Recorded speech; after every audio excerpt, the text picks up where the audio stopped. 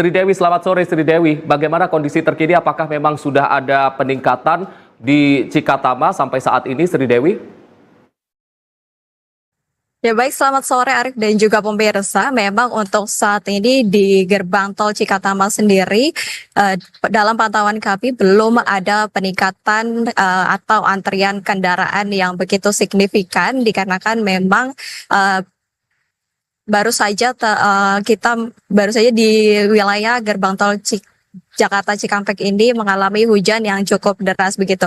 Memang intensitas hujan pada pukul 14, sekitar pukul 14.30 waktu Indonesia Barat tadi ini cukup deras, namun berdasarkan pantauan kami memang ini lalu lintas masih begitu lancar, tidak ada kepadatan ataupun antrian kendaraan di gerbang tol Cikatama. Dan memang kalau kita bicara tentang soal cuaca, ini modifikasi cuaca juga sudah direncanakan oleh Gubernur Jawa Barat yakni Deddy Mulyadi yang akan membuat antisipasi dengan melakukan modifikasi cuaca yang akan bekerja sama dengan BMKG dan juga BNPB. Mungkin kalau berdasarkan pantauan udara di layar kaca Anda ini bisa dilihat sendiri di ruas jalan tol Jakarta Cikampek ini memang cukup digenangi oleh air usai hujan deras tadi, namun ini kendaraan masih bisa menempuh kecepatan sekitar 40 hingga 60 km per jam. Dan memang situasi tol Jakarta Cikampek saat ini meskipun sudah diguyur hujan masih ramai lancar dan pengemudi masih bisa menempuh kendaraannya hingga kecepatan 40 hingga 60 km per jam. Memang kalau kita bicara soal puncak arus mudik ini akan terjadi pada esok hari, yakni pada 28 Maret 2025 hingga 30 Maret 2025 dan juga memang untuk melakukan atau melakukan rekayasa lalu lintas ini dari pihak Korlantas Polri bekerja sama dengan Jasa Marga juga sudah melakukan rekayasa lalu lintas dengan 3 skema, yakni pertama adalah skema kontraflow dan juga ada skema one way dan juga skema ganjil genap. Dan Korlantas Polri juga tadi sudah menerapkan skema one way lokal yang mana dilakukan pada siang hari untuk mengurai peningkatan arus lalu lintas yang cukup tinggi di kilometer 71. Sehingga hal itu memang dengan adanya peningkatan arus lalu lintas yang begitu melonjak, ini sudah dirasa cukup untuk perlu dilakukan one way lokal. Dan one way lokal ini diberlakukan dari kilometer 70 hingga kilometer 188 tol Cipali dan diperpanjang lagi oleh Kakor Lantas hingga kilometer 210 tol Palimanan Kanci.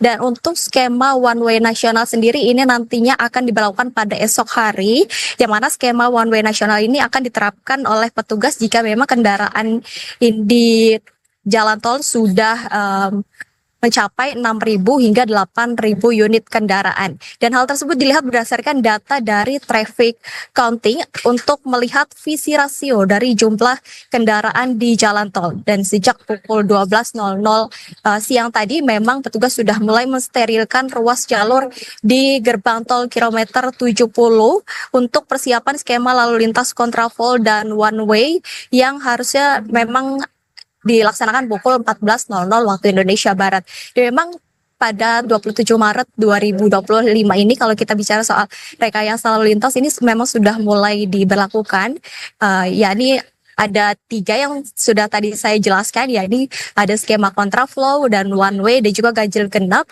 yang dimulai pukul 14.00 waktu Indonesia Barat. Namun untuk skema rekayasa lalu lintas kontraflow dan one way sendiri ini bersifat situasional, sehingga tadi untuk kontraflow sendiri sudah diberlakukan pada pukul 8 pagi. Dan juga Arif dan juga pemirsa, memang ada imbauan bagi para calon pemudik yang akan melakukan perjalanan ke kampung halamannya, yakni memastikan waktu yang tepat untuk melakukan perjalanan mudik, yakni dengan memantau CCTV dari aplikasi yang sudah disediakan oleh Jasa Marga, yakni aplikasi Trevoy. Ya, nantinya para pemudik bisa memantau kondisi jalanan atau kondisi arus lalu lintas di tol Jakarta Cikampek melalui aplikasi tersebut. Dan juga pemudik disarankan untuk mengisi saldo uang elektronik yang cukup agar tidak terjadi kepadatan atau antrian yang panjang di sepanjang gerbang tol Cikatama. Dan juga memastikan kondisi fisik dan juga kendaraan ini dalam keadaan yang baik dan juga prima. Dan yang terakhir, jika memang para pemudik ini merasa lelah, begitu bisa untuk beristirahat di rest area yang sudah disediakan di rest area terdekat. Kembali ke studio, Arif. Baik, Sri Dewi, tadi berbagai skema rekayasa lalu lintas sudah dipersiapkan oleh pihak terkait untuk mengurai kemacetan. Namun biasanya yang terjadi kepadatan justru terjadi di gerbang tol ataupun pada saat tap in ataupun tap out. Adakah skema yang mungkin sudah disiapkan oleh pihak terkait untuk mengantisipasi kepadatan pada puncak arus mudik nantinya agar kepadatan kendaraan ini tidak terlalu menumpuk pada saat di gerbang tol? Adakah memang mungkin skema-skema yang sudah disiapkan, Dewi?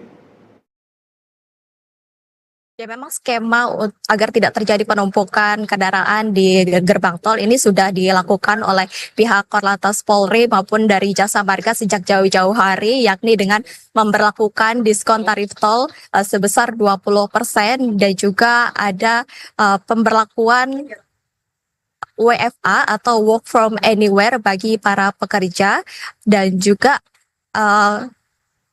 memastikan saldo uang elektroniknya cukup agar tidak terjadi antrean yang panjang. Dan selain itu memang ada untuk gardu tol di gerbang tol Cikatama sendiri ini ada 30 gardu tol, dan untuk mengurai kemacetan atau mengurai kepadatan lalu lintas yang terjadi di gerbang tol Cikatama, ini pihak dari Jasa Marga sendiri dan Korlantas Polri tentunya memberlakukan sistem atau skema pengaktifan gardu tol ini 1911, yakni 19 dari untuk para pemudik dari arah Jakarta menuju ke arah timur, dan 11 gardu tol difungsikan untuk para pemudik dari arah timur untuk ke Jakarta atau ke barat.